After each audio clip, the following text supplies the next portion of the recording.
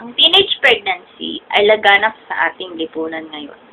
Maraming mga kabataan ang nasisira ang kinabukasan dahil sa mga maling desisyon. Ang aking payo sa mga kabataan. Una, magkaroon ng takot sa Diyos. Pangalawa, makinig sa mga payo ng ating mga magulang. Go. Siguraduhin mabubuting tao ang nakapalibot sa iyo na hindi magdadala ng masamang impluwensya. Ang ikatlo. Iwasan ang madidilim na lugar, gaya ng sinihan.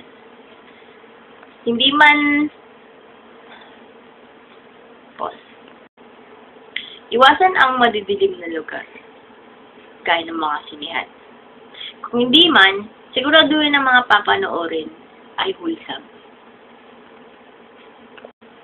Higit sa lahat, huwag sumubok ng mga bagay na hindi dahil ay puke. At ang panglima, higit sa lahat, ay huwag susubok ng mga bagay dahil lamang sa katuwaan. Maraming salamat at tandaan natin na maging responsable sa lahat ng ating mga gagawin. Kaya nga nila, better late than pregnant.